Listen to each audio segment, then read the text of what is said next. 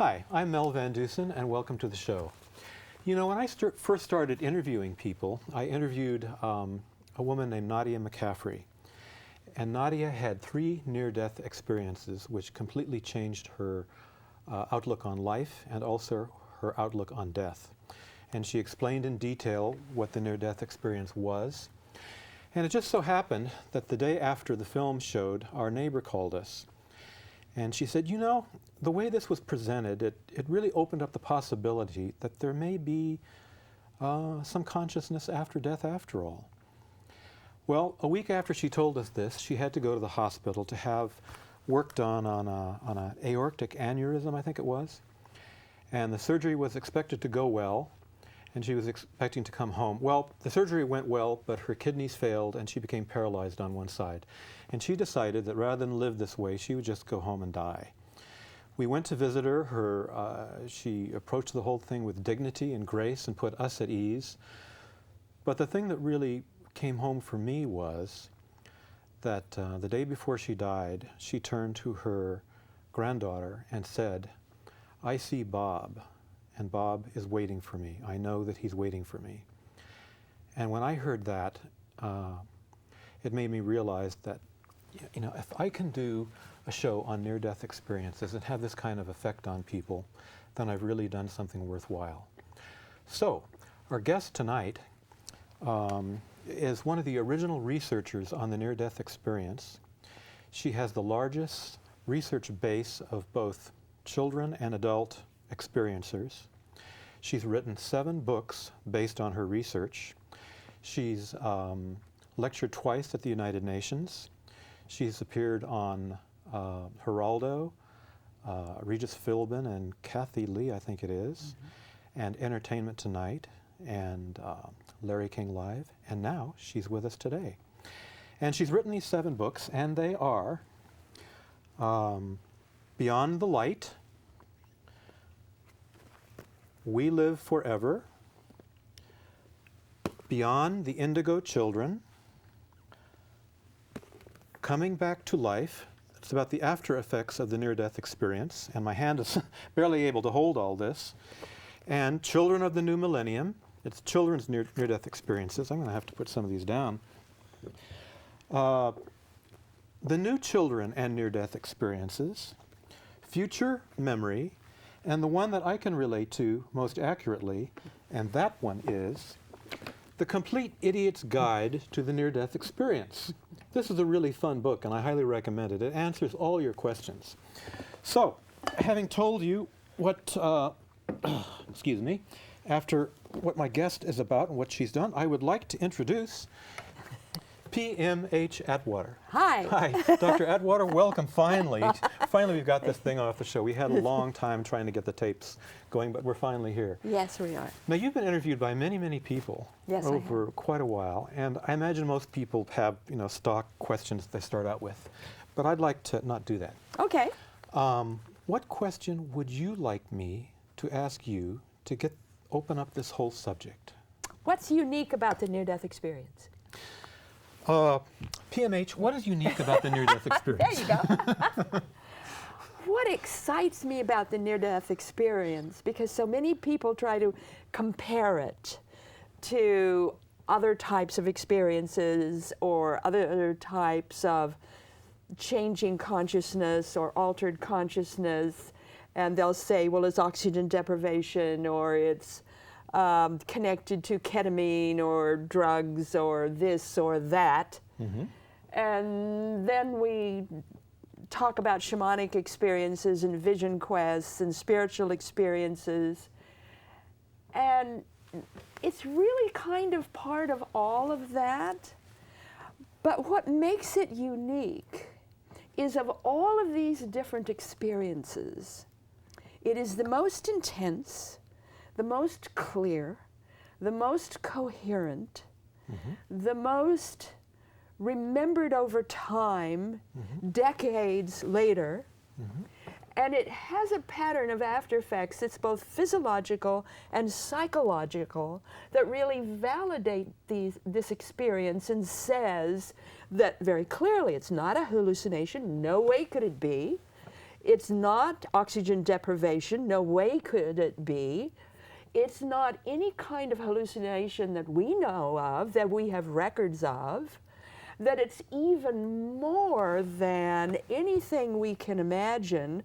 But of all of the different kinds of experiences people can have, including baptism of the Holy Spirit, or the vision quest, or the shamanic experience, or the spiritual experience, it's one that most often happens at an accident scene or in a hospital room.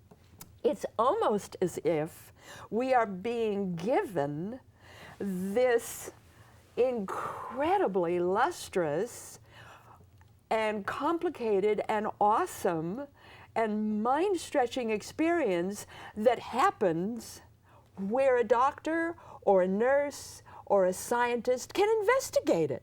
It's almost as if it's made to order for the technological age. And what do the machines show has happened when this near-death experience happens? Most of them, not all of them, but most of them happen at that point of death where there's no vital signs at all, no heartbeat, no pulse, no breath, no involvement of lungs, and the brain is flatlined. You know, a lot of skeptics have said, well, the brain obviously is not dead. We know now through clinical study that is not true, that most of these cases, in fact, and clinical prospective study, that most of these cases, the brain is flatlined. So how can you have your consciousness, your ability to perceive and respond to reality that's actually hyper? You can hear better, you can see better, you can smell better, you can respond better, you are capable of movement, you're capable of thought, you can tell jokes if you want to, you can do anything you want without that body. Okay, how is that possible? Well, we can't define that, of course, yet as researchers, but we know that it happens. You know, I've heard some research reports. I think Pim van Lommel, the guy, Van Lommel. Van Lommel. No, got to be a good German here. Lommel. Van Lommel. The guy who wrote a groundbreaking article in Lancet. Oh, yes. He said that I think he said that people who have been born blind can see during a near-death experience. They can actually see their body. They can see what's going on around them. They can report what they saw. He didn't research that as much as Ken Ring did. Oh, I see. But he was the one that was able to prove that the brain is flatlined and that there's no way that the individual who has these experiences can describe what's going on in the other room, can describe what's going on to them and their body, can describe what's going on in their home. The individual leaves the body, maybe goes home. He was able to prove that there's no way any of this is possible to occur, and he was able to prove that scientifically. And by the way, he was able to verify some of my research, and I'm in the Lancet study. Oh, you are? Yes, I am. Oh, I didn't know that. You know, that was December 15, 2001, and I told everybody, by golly, I won an Oscar for Christmas. You know, I'm in Lancet, and that's pretty good. Right. You know, I've heard that when people have these experiences, well, for one thing, they go through a tunnel, and well, sometimes. well, that's true. Now that I think about it, you know, the classic. There's not that many that go through a tunnel. May I speak? Yeah. I heard there are different stages of the near-death experience, which I've heard that not many, and everyone goes through, but you've come up with a different set of criteria, which is more, what would you say? It fits the experience. Yeah, could you tell us about that? Well, first of all, I'd like to comment on the tunnel. Go ahead. The first survey that was ever done, scientific survey, by Gallup poll on the near-death experience was 1982. Yes. At that time, there were only 9% of the people, the experiencers, who reported anything even near a tunnel. We didn't get people reporting tunnels until after Raymond Moody's book, that breakthrough book, you know, Life After Life, until after that was sensationalized by the media. Then and then only did we get this rash of tunnels. So what does that mean? Well, in my research base, less than a third ever reported a tunnel. I think what it means is that when you have this kind of experience, how do you describe it? What are the words you can use? Our language, in English language, does not encompass these kinds of experiences. So finally they have a word and they say, oh yes, it must have been a tunnel. So we get more people reporting tunnels now, and if you are with them for a while and engage them for a while and say, describe it, invariably they're talking about maybe darkness or a swirl or some kind of maybe suffocating or closed environment. An element of that, an aspect of that they go through, and you say, is that really a tunnel? And they'll say, well, that's the only kind of word that I've heard that I'm using. So some of them, yes, tunnels, but the majority, no. The tunnel is not a signature feature of the near-death experience. The out-of-body experience is. Most people have that. When people report that they're out of their body, are they able to look down at themselves and see what they've got as a body in this other state? Very often. What do they tell you? What do they report? What do they describe it? They describe the body, yes. What does it look like? And it looks like what it looks like, but to them, it's like, oh, I'm down there, but yet I'm up here. But the body How can that be? But the body up here, what does that look like? The body that has left the body. Yes. Okay. For those that describe that, it seems more ephemeral, it seems more gaseous, it seems more, they call it spirit or spirit-like. But it's not something that's particularly defined? Well, sometimes it's definable, sometimes it has features, sometimes it doesn't. Let's talk about your near-death experience. You've had 3. Oh, we're gonna, okay. And I'd like to know how it changed you and what blew you away when you had the experience. Whole thing. Yeah, but be concise because I have to ask you some more questions. I'm being concise. Oh. The whole thing. All right, all right. It was so, for me, it was so, again, you know, how do you find words? It was so awesome. That would be the word I would use. It was so awesome that I just can't place it in anything else. I can't put a cover on it. I can't put a label on it. You couldn't have imagined it. No, couldn't have dreamed it, couldn't have imagined it. No way, no way, no way, couldn't have done that. And when you came back?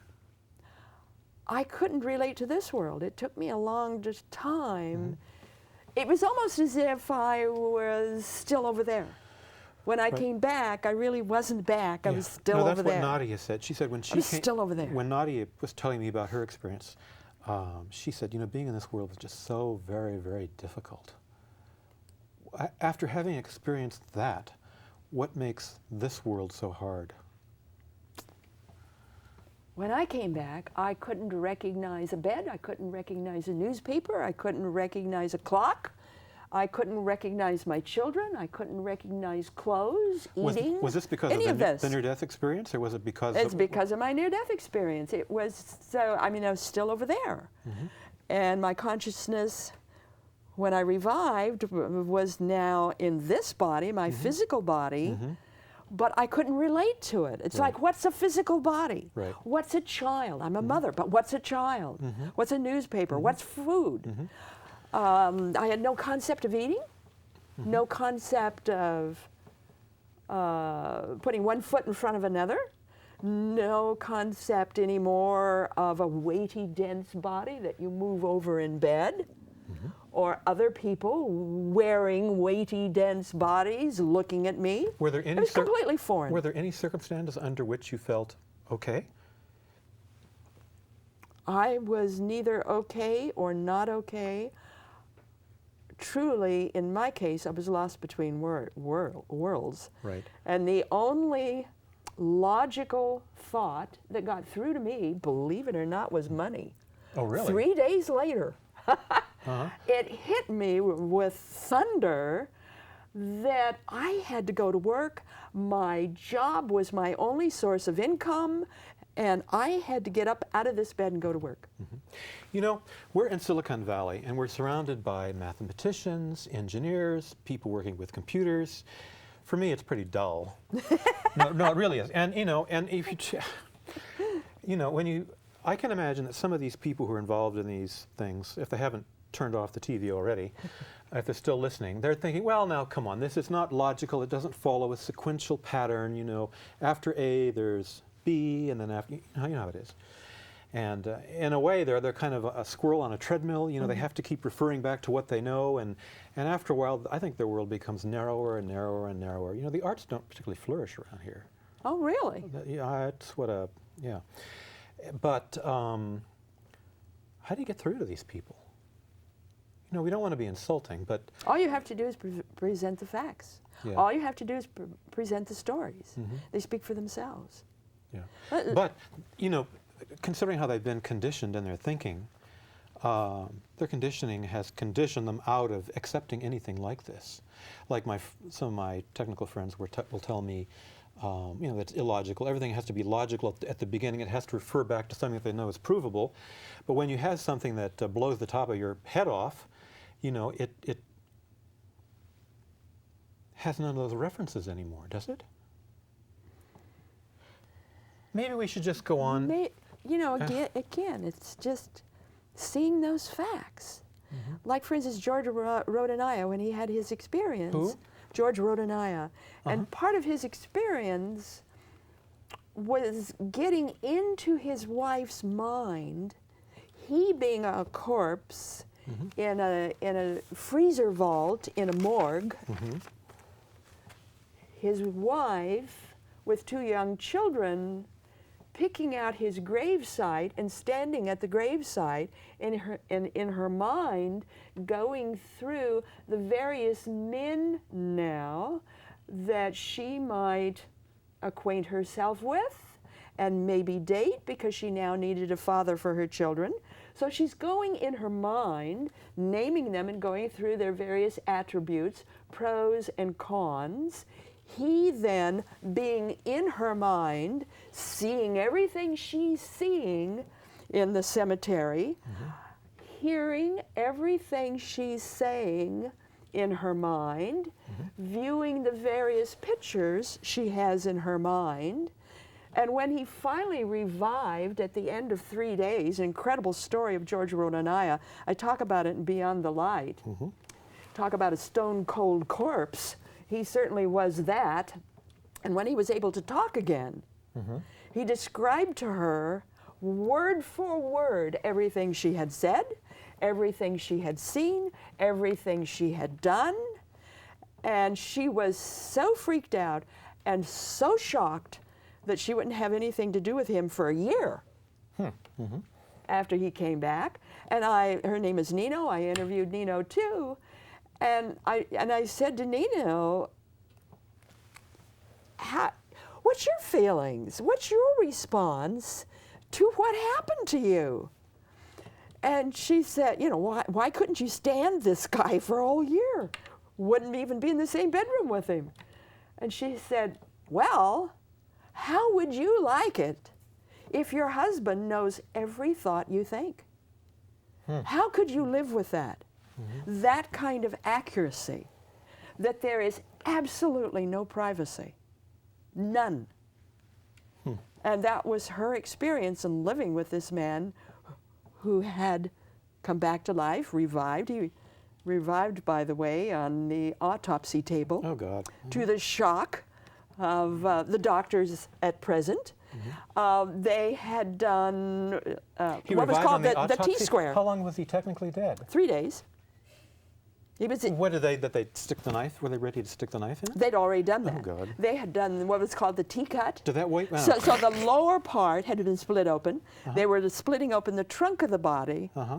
When he opened his eyes, well, that's really kind of like a natural response. So the doctors didn't think anything of it. What, having They stuck a simply knife into? closed his eyes. Oh, I see. And kept going. You know, natural response of the body, yeah. a reflex. Right. And they kept cutting, and he opened his eyes again, and again they didn't think anything of it. Closed his eyes, kept cutting. And about halfway up the trunk now, opened his eyes for the third time, and the head of autopsy screamed, stepped backward, and had to take a 2-month vacation. He couldn't complete. And I'm about ready for that after hearing this. Herein we have the case of George Rodenaya. I mean, like 2 years of surgeries to put this guy back together again. Because he had been assassinated by the KGB. Right. I think you've gotten your years point ago, across. but some I mean, how do you explain this? Yeah, some of these people who hear about near-death experiences, they complain, oh, well, they weren't really dead. Well, they may have flatlined, but there must be an explanation for that, wherever they are. But in this case, when you're on the, I mean, what do these people want? Do they want you to come back after total decomposition? I mean, is that going to convince them? I mean, but in this case, where he was on the autopsy table and he's being cut up, that might. We have a number of dramatic cases like that. Right. His is not the only one. Did you see the light? Yeah, yes, I did. Can you tell us what? To me, it that? was all encompassing. It wasn't a light, meaning a beam or a spot. It was everything, everywhere was that light. And how did that feel to you? My sense of that was being in the presence of God. Had you? And it was awesome. Is that? I use that word again. It's the only word I can use. And was awesome. did that experience of God coincide at all with what you'd been told about God before? How can you tell anybody what the presence of God is? No religion can do it.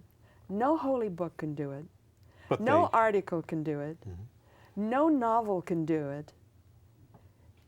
It's being there, consumed by that power that is so beyond power that it dissolves identity, it dissolves cells, it dissolves molecules, it dissolves even nakedness. It dissolves everything. It is so powerful. Again, it's beyond power. I mean, I can't describe for you what that's like. And I don't think anybody else can either. Do you find yourself gravitating toward other people who've had these experiences? Do you like to hang out with? I like to hang out with everybody. Oh, okay. Because I came back with that sense that everybody was my brother or my sister. You experienced love. I experienced total love, total oneness. No divisions anymore. I had to relearn the fact that we do have relationships that are supposed to be exclusive. And you want to comment on that? Well, I had equal love for everybody. And my children resented that. They really did. They resented that.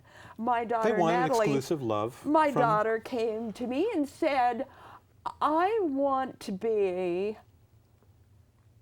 exclusive to you, special to you. I don't want you to love me like you love every kid on the block. Which is what you were doing I after want, exclusive I want to be special. And so I had to sort of invent that or play act that until I could sort of get in the hang of it. So one of the after effects is kind of dissolution of boundaries in a way, I would think. They're gone. Well, what does that mean for people? It It creates means some a lot of difficulty. confusion. It means Let's depression. say you had this experience of all-encompassing love and you wanted to express that in the workplace. It's Would the, that it's the mountaintop experience. It's the rooftop experience. You want to get on your roof and say, there's no such thing as death, and God is. You know, wake up, humanity. Wake up, humankind. There really is God, and there really is oneness. Right.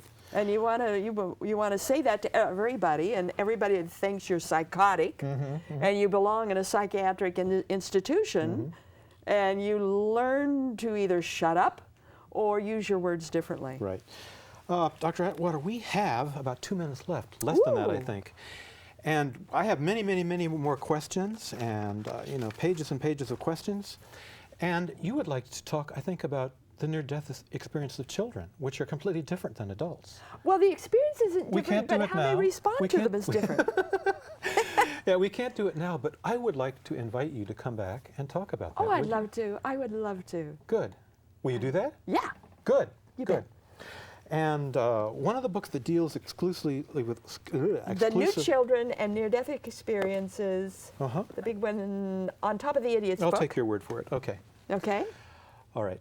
I would like to thank the crew for going through this ordeal to put this show together. I think it took us an hour and a half to finally get the cameras rolling, but I'm so glad it happened. And I'm glad for your patience and sitting here for all that time under these glaring lights that I've never got used to. I'm used to light. I mean, I know, you've been in it. thank you, light. Okay. I hope this show has been helpful to some of you people. I hope you can open your mind to it. I hope you tune in for the next show when she'll talk about children's near-death experiences. It was a mind opener for me. I'd like to invite you back for that, and thank you for viewing this time. Thank you. Bye. Bye-bye. And thank you. Thank you.